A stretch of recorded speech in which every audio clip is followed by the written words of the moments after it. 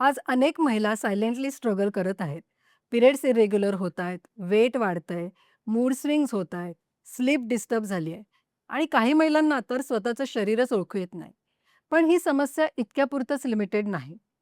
कारण समाजाकडून त्यांची अशी अपेक्षा असते, की त्यांनी सगळं सहन करावं. पेन सहन कर, स्ट्रेस सहन कर, हार्मोनल चेंजेस सहन कर. पण शरीर सतत सिग्नल देत असतं. त्या सिग्नलकडे दुर्लक्ष करून चालत नाही. पुढे PCOS, infertility, menopause struggles, emotional breakdown पर्यंत या गोष्टी जाऊ शकतात.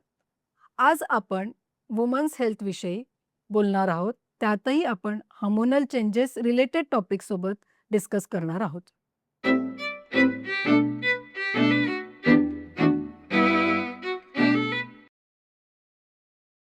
या सगळ्या गोष्टी बोलण्यासाठी आज आपल्याकडे सुप्रसिद्ध स्त्रीरोग तज्ञ डॉक्टर शिल्पा चिटणीस जोशी या आलेल्या आहेत. नमस्कार. आजकाल आपण कॉमनली हे बघतो, की पी-सी-ओ-एस हा शब्द सतत आपल्या ऐकण्यात येत असतो. पण सोप्या भाषेत सांगायचं झालं तर बऱ्याचशा मुलींना पी-सी-ओ-एस काय हे माहिती नसतं. तर पी-सी-ओ-एस म्हणजे काय आणि त्याची लक्षणं काय असतात? झालंय काय, की पी-सी-ओ-एस हा एक असा मोठा बागुलबुवा झालेला आहे आणि तो नुसता शब्दाचा बागुलबुवा झालाय आणि त्याबद्दल मुली, महिला सगळ्या Google करत असतात आणि उगाचच घाबरत असतात. पण त्याबद्दल शास्त्रीय माहिती आणि त्यासाठी काय करायला पाहिजे, याबद्दल खूपच कमी माहिती आहे आणि शास्त्रीय माहिती तर खूपच कमी आहे. तर पी-सी-ओ-एस म्हणजे आणि आता काय झालंय, की जी आपली स्त्रीरोग तज्ञांची जागतिक परिषदा होतात, त्याच्यामध्ये पी-सी-ओ-एसचं नाव बदलून पी-एम-ओ-एस झालेलं आहे. तर पी-एम-ओ-एस म्हणजे पॉली एंडोक्राईन मेटाबॉलिक डिसऑर्डर असं त्याचं वेगळं आपण एक नामकरण केलेलं आहे. तर हे ह्यासाठी, की पी-सी-ओ-एस म्हणजे फक्त कधी-कधी काय होतं, की नुसता सोनोग्राफीचा रिपोर्ट बघून ओव्हरीचा आकार वाढलेला आहे म्हणून पी-सी-ओ-एस लेबल केलं जातं त्या मुलीला आणि मग तिथून सगळा तो टेन्शनचा एक पाढा सुरू होतो. सो असं नाहीये हे, की पी-सी-ओ-एस ही एक गोष्ट नाहीये. त्याच्यामध्ये बऱ्याच गोष्टी आहेत. तर रॉटरडॅम क्रायटेरिया एक जो आहे, की जो स्त्रीरोग तज्ञांनी मिळून ठरवलेला आहे. त्याच्यामध्ये जी स्त्रीबीज तयार होण्याची प्रक्रिया आहे, म्हणजे ओव्ह्युलेशनचा ॲब्सेन्स. म्हणजे स्त्रीबीज तयार होण्याची प्रक्रिया जेव्हा होत नाही, तेव्हा पाळी अनियमित होते आणि मग पाळी अनियमित झाली, की वजन वाढणे आणि बाकीच्या गोष्टी सुरू होतात आणि तसंच पुरुषी हार्मोनचं प्रमाण जास्त. तर हे अँड्रोजेन हे सगळं खूप कन्फ्युजिंग होतं सामान्य स्त्रियांना. तर आपण असं म्हणूया, की शरीरात पुरुषी हार्मोनचं प्रमाण जरा हं, जास्ती होतं हं. आणि इन्शुलिन रेझिस्टन्स निर्माण होतो आणि मग पी-सी-ओ-एसमध्ये आपल्याला टिपिकली काय दिसतं, की पाळी अनियमित होते, वजन वाढायला लागतं आणि पोटाच्या भागात जास्त वजन वाढतं. चेहरा तेलकट होतो, त्याच्यावर पिंपल्स येतात, केस विरळ होतात. म्हणजे डोक्यावरचे केस विरळ होतात, तसेच चेहऱ्यावर वेगवेगळे नको तिथे केस यायला लागतात. तर ही सगळी लक्षणं पी-सी-ओ-एसची आहेत.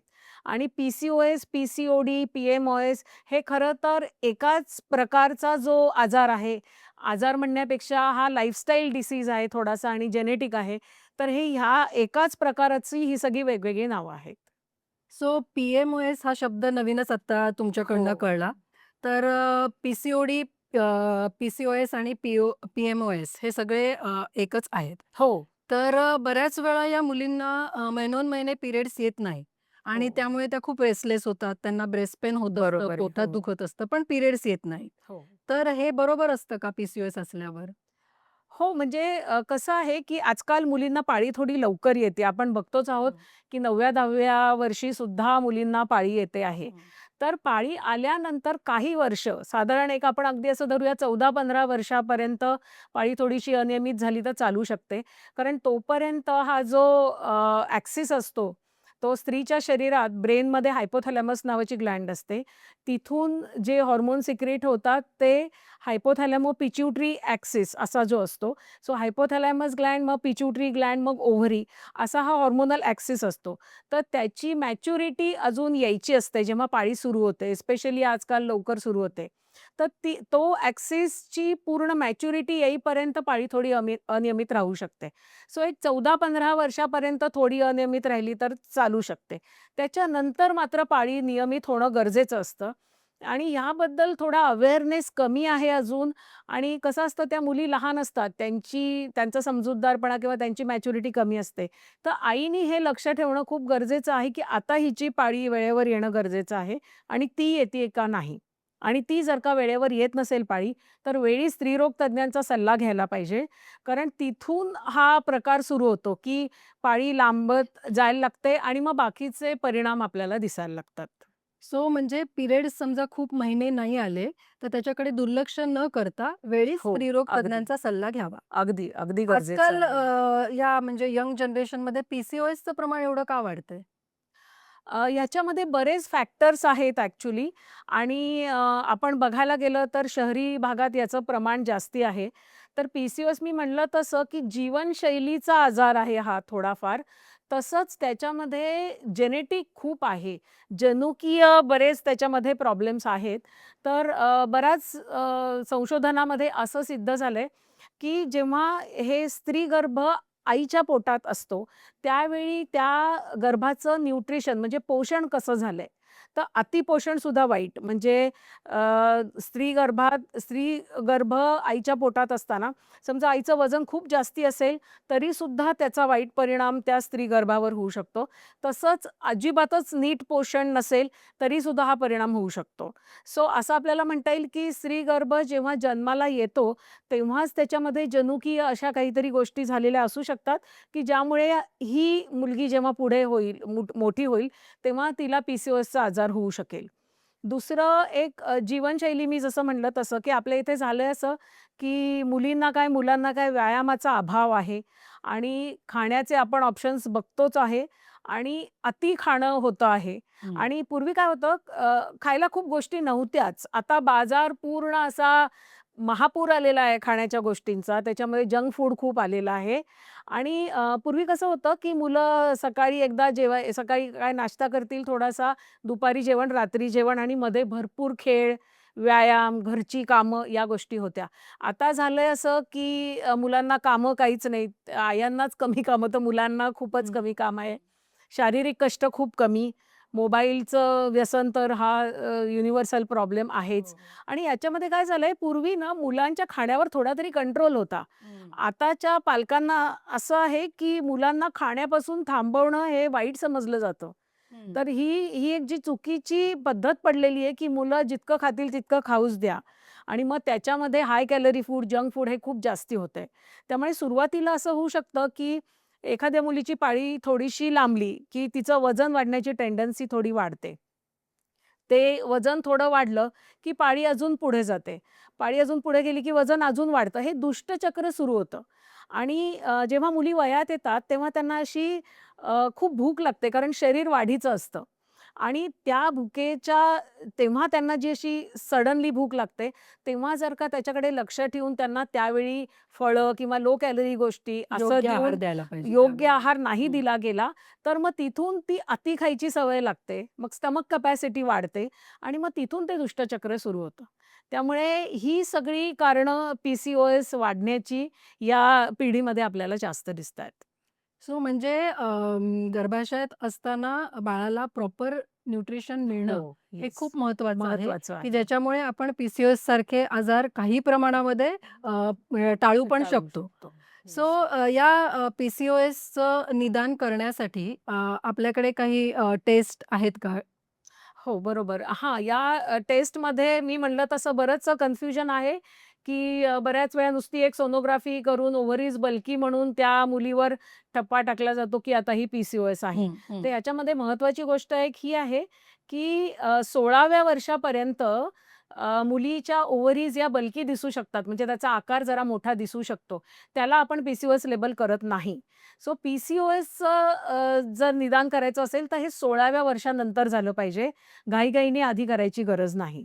फक्त तिचं वजन जास्ती असेल, तर मी म्हणलं तसं ते आपल्याला कंट्रोल करायला पाहिजे. हं. आणि त्यानंतर पी-सी-ओ-एसच्या मुलींना काही-काही म्हणजे आता ह्याच्यामध्ये मी म्हणलं तसा स्पेक्ट्रम आहे. म्हणजे 2 टोकाच्या ह्याच्यामध्ये केसेस दिसतात, की आपण अगदी ह्या टोकाला बघितलं, तर मी म्हणलं तसं खूप वजन वाढलेल्या मुली, ज्यांना खूप पिंपल्स आहेत, चेहऱ्यावर ॲक्ने आहेत, केस विरळ आहे, चेहरा ऑइली आहे, खूप वजन पोटाकडे वाढलेलं म्हणजे त्याला अँड्रॉइड ओबेसिटी असं आपण म्हणतो. तर हा एका बाजूला स्पेक्ट्रमच्या आणि दुसऱ्या बाजूला अगदी बारीक मुलीसुद्धा असतात. सो त्याला आपण लीन पी-सी-ओ-एस म्हणतो. म्हणजे मुलगी बारीक आहे, पण तिला पी-सी-ओ-एस आहे आणि ह्याच्यामध्ये बऱ्याच पेशंट्स असू शकतात. सो मी म्हटलं तसं, की पी-सी-ओ-एसचं निदान हा तसा खूप सोपा भाग नाहीये. पण आपण आता तपासण्या करायच्या म्हणल्या तर अगदी बेसिक हिमोग्लोबिन, थायरॉईड आणि आपण जर का इन्शुलिन रेझिस्टन्स म्हटलं, तर इन्शुलिन रेझिस्टन्सबद्दल आपण बोलूया. तो बोलणारच. जरा हां. थोडीशी अवघड कन्सेप्ट आहे ती. हं. तर त्याच्यामध्ये आपण फास्टिंग शुगर म्हणजे सकाळी उपाशी पोटीची शुगर, HbA1c म्हणजे 3 महिन्याची साखर कळण्याची जी तपासणी असते ती, फास्टिंग इन्शुलिन म्हणजे उपाशी पोटी इन्शुलिन लेव्हल्स किती आहेत, या अशा आणि AMH अशा काही तपासण्या आपण करून हे निदान करायला आपल्याला सोपं जाऊ शकतं. सो या तपासण्या जसं तुम्ही सांगितलं तसं योग्य वेळी करणं गरजेचं आहे. गरजेचं आहे. सो या ज्या मुलींचं वजन वाढतं, त्या बऱ्याचशा मुली म्हणतात, की मी खूप कमी खाते, पण तरी हो. माझं वजन वाढतं. तर हे हार्मोन्समुळे असू शकतं का? हो, हॉर्मोन्समुळे असतं. मी म्हणलं तसं, की आता इथे इन्शुलिन रेझिस्टन्सची संकल्पना येते. हं. तर इन्शुलिन रेझिस्टन्स म्हणजे काय, की आपण जे अन्न घेतो त्यातलं बरंचसं सगळं ग्लुकोजमध्ये कन्व्हर्ट होतं आणि आपली बॉडी इन्शुलिन सिक्रीट करते. इन्शुलिनमुळे ग्लुकोजचा वापर केला जातो शरीरात आणि आपल्याला ऊर्जा मिळते. तर आपण आता ही कन्सेप्ट समजून घ्यायची असेल, तर आपण असं म्हणू शकतो, की सेल म्हणजे जी पेशी असते, ते समजा जर का लॉक असेल म्हणजे कुलूप असेल, तर इन्शुलिन ही किल्ली असं आपण एक धरू शकतो. हं. तर नॉर्मल काय असतं जर का इन्शुलिन रेझिस्टन्स नसेल एखाद्या शरीरात, तर हे जे किल्ली म्हणजे इन्शुलिन, तर ते कुलूप उघडतं सेलचं आणि ग्लुकोज आतमध्ये ढकलतं. आणि मग आपल्या शरीराला ऊर्जा मिळते आणि आपलं शरीर व्यवस्थित चालू शकतं. इन्शुलिन रेझिस्टन्समध्ये काय होतं, की हे कुलूप समजा थोडंसं खराब झालेलं कुलूप असतं ना, जे पटकन उघडत नाही. तर ते पटकन उघडत नाही कुलूप, त्यामुळे इन्शुलिनला जास्त जोर द्यावा लागतो. म्हणून जास्त इन्शुलिन लागतं. सो याला इन्शुलिन रेझिस्टन्स आपण म्हणू शकतो, की मग तेवढंच ग्लुकोज वापरायला जास्त इन्शुलिन लागतंय आपल्याला, त्या ग्लुकोजचा वापर करण्यासाठी. सो बरोबर. मग इन्शुलिन लेव्हल्स वाढायला लागतात. मग पॅनक्रियाज आपलं जास्त इन्शुलिन सिक्रीट करतं. पण एका स्टेजला ती इन्शुलिनची कपॅसिटी संपते शरीराची आणि मग तिथून जर का खूप जास्त वजन असेल, तर ह्या मुली किंवा या महिला डायबिटिक होऊ शकतात. सो अच्छा. इन्शुलिन रेझिस्टन्स म्हणजे तेवढंच ग्लुकोज वापरण्यासाठी किंवा ऊर्जा देण्यासाठी आपल्याला खूप जास्त इन्शुलिनची गरज लागते. आणि मग बरोबर. जे खूप जास्त इन्शुलिन ओव्हरीवर पण परिणाम करतं आणि याचा परिणाम असा होतो, की मेल लाइक हॉर्मोन मी म्हटलं तसं पुरुषी हार्मोन्सचं प्रमाण वाढतं आणि मग पुरुषी हार्मोनचं प्रमाण वाढल्यानंतर नको ते केस चेहऱ्यावर येणे हं. किंवा मानेवर काळे हे येणे हां. हे काळपटपणा जास्त दिसतो काळपटपणा, मान मानेवरती. काळी हं. पडणे किंवा काखेत काळपटपणा येणे. सो हे सगळे फॅक्टर्स त्यामुळे आपल्याला दिसायला लागतात. तर हा इन्शुलिन रेझिस्टन्स हा जो प्रकार आहे, तो आपल्याला मॅनेज करणं खूप गरजेचं असतं. पी-सी-ओ-एसमध्ये आपण आत्ता चर्चा केली त्याप्रमाणे वजन वाढत जातं. सो या वजन कमी करण्यासाठी मेडिसिन्स किंवा सर्जरी असे काही ऑप्शन्स आहेत का? हो. सुदैवाने आपलं जे संशोधन, वैद्यकीय संशोधन जे सतत चालू असतं अविरत, त्याचे फायदे आता आपल्याला दिसतात, सध्या दिसत आहेत. तर याच्यामध्ये काय आहे, की वजन कितपत वाढलंय त्याच्यावर आपण त्याची उपचार पद्धती ठरवतो, की अगदी थोडंसं वजन वाढलंय तर मी म्हटलं तसं, की सुरुवातीला जीवनशैलीतले बदल आणि हार्मोनल ट्रीटमेंट, पाळी नियमित करण्याची औषधं हे करू शकतो. पण याच्यामध्ये कसं आहे, की काही मुली किंवा महिलांचं इतकं प्रचंड वजन वाढतं, की त्याच्यामध्ये आपल्याला पुढच्या स्टेपला जावं लागतं. तर त्याच्यामध्ये 2 प्रकारच्या ट्रीटमेंट्स अवेलेबल आहेत. GLP-1चा आजकाल सगळीकडे चर्चा चालली आहे. सेमाग्लुटाईड हो. किंवा Ozempic आणि मंजारो ही औषधं बाजारात उपलब्ध आहेत. तर त्यासाठी योग्य त्या तपासण्या करून वैद्यकीय सल्ल्यानुसार ती औषधं घेतली तर त्याचा फायदा होऊ शकतो. साधारणपणे काय आहे, की आपण समजा असं धरलं, की भारतीय मुलींचं उंची 5'2", 5'3" या रेंजमध्ये मोस्टली असते. तर एखाद्या मुलीचं वजन जर का 80-85 च्या पुढे गेलेलं असेल, तर अशा वेळी आपण कितीही प्रयत्न केले तरी हे वजन कमी करायला आपण यशस्वी ठरू शकत नाही. तर अशा वेळी आपण बॅरिएट्रिक सर्जरीचा सुद्धा उपाय घेऊ शकतो. तर याच्यामध्ये BMI जो आपण मोजतो, तर BMI 32 म्हणजे बॉडी मास इंडेक्स हा जर का 32च्या वरती असेल आणि या पेशंटला मग बऱ्याच वेळा मधुमेह, ब्लड प्रेशर असे वेगवेगळे आजार असू शकतात. तर अशा पेशंटसाठी आपण बॅरिएट्रिक सर्जरीचा उपाय करू शकतो. याच्यामध्ये स्लीव्ह गॅस्ट्रेक्टमी म्हणजे अ, जे स्टमक असतं पोटात जिथे मेन अन्ननलिकेमधनं अन्न जातं, जठर, त्याचा एक छोटासा पार्ट काढला जातो, काढलं जातं. की ज्यामुळे ॲब्सॉर्प्शन कमी होतं आणि वजन झपाट्याने कमी होऊ शकतं. बरोबर. आणि समजा BMI ह्यापेक्षा सुद्धा जास्त असेल, की 34-35 असा BMI असेल आणि बाकी काही आजार नसतीलही, तरीसुद्धा ही सर्जरी आपण ॲडवाईस करू शकतो. कारण यामुळे पुढे होणारे आजार आपल्याला टाळता येतात. सो पेशंटचं वजन किती आहे आणि त्याप्रमाणे आपण आपली ट्रीटमेंट ठरवू शकतो आणि वजन कमी व्हायला मदत करू शकतो. सो तुम्ही खूपच छान पद्धतीने हा कन्सेप्ट समजावून सांगितला. सो ज्या आता ओबेज मुली आहेत आणि ज्यांना हा प्रश्न पडलेला असतो, त्यांना त्यांच्या प्रश्नाचं उत्तर मिळालेलं आहे.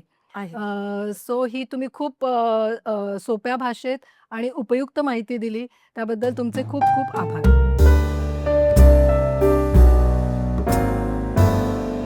आजचा एपिसोड जर तुम्हाला आवडला असेल तर कॉमेंटमध्ये आम्हाला जरूर सांगा. हा विषय तुम्हाला महत्त्वाचा वाटत असेल तर घरच्यांना हे व्हिडिओ जरूर शेअर करा. आणि हो, असेच आरोग्यपूर्ण विषयी चर्चा ऐकण्यासाठी या चॅनलला जरूर सबस्क्राईब करा.